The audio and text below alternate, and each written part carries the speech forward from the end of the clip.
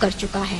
امداد لینے کی یہ وجہ جب ان حکمرانوں سے پوچھی جاتی ہے تو جواب یہ ملتا ہے پاکستان ایک غریب ملک ہے، بھوک اور افلاس انتہا پہ ہے، لہٰذا امداد لینے کے سوا کوئی چارہ نہیں ہے۔ تو جناب اعلیٰ میں نے سوچا ذرا ان کلمات پہ اعتبار کرتے ہوئے اپنے گھر سے باہر نکل کر دیکھوں کہ امداد کے نام پہ ملنے والی اس بھیک نے میرے ملک کی عوام کے حالات زندگی کہاں تک بدلے ہیں۔ تو جناب اعلیٰ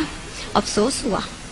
بہت افسوس ہوا۔ کہیں میں نے بھوک سے بلکتے معصوم بچوں کی آوازیں سنی تو کہیں پہ میں نے وزراء کے فرنگی کتوں کو سیر ہوتے دیکھا، کہیں پہ میں نے بازار میں بکتی آدم کی بیٹی دیکھی تو کہیں پہ میں نے وزیر اعظم کے تن پہ لاکھوں کا لباس دیکھا،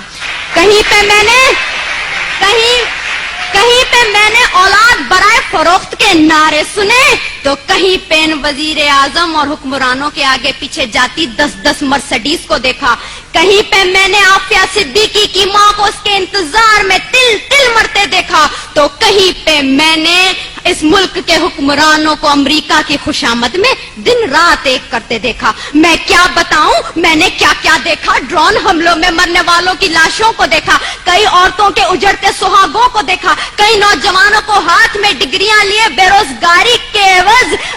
پارلیمنٹ ہاؤس کے سامنے آگ میں جھلستے دیکھا، کئی میں نے بزرگوں کو پارلیمنٹ ہاؤس کے سامنے پینشن نہ ملنے کی خاطر ہلاک ہوتے دیکھا۔ جناب اعلیٰ میں نے اس ملک کے ہر شہر ہر کوچے میں کربلا کا میدان دیکھا تو بے اختیار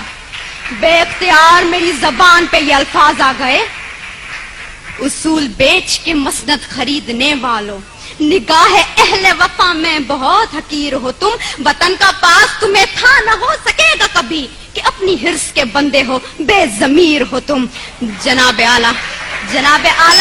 چند روپوں کے عوض اس ملک کی عزت و توقیر کو گروی رکھنے والے ان حکمرانوں نے ہم سے ایک غیرت مند قوم کہلوانے کا حق چھین لیا ہے۔ آج پاکستان اسی غلامی کی زنجیر سے بندھنے جا رہا ہے جس سے آزاد کروانے کے لیے کئی مسلمانوں نے اپنے لہو سے مقتل گاہوں کو سجایا تھا، کئی آدم کی بیٹیوں نے اپنی عصمتوں کو سرے بازار نیلام کروایا تھا، کئی شہیدوں نے جس گلستان کو سجانے کے لیے اپنا لہو بنایا تھا۔ کیا یہ ہے وہ پاکستان؟ میں پوچھتی ہوں جناب اعلیٰ آپ سے، یہاں بیٹھے ہر شخص سے، اپنے آپ سے، کیا یہ ہے وہ پاکستان؟ نہیں، دوسروں کے ٹکڑوں پہ پلنے والا یہ پاکستان قائد اعظم کا پاکستان نہیں ہے۔ میں سلام کرتی ہوں ان تمام قربانیوں کو جو اس ملک کو بنانے کے لیے لوگوں نے دی، مسلمانوں نے دی، لیکن دیپ جن کے چند خواہشوں میں چلیں،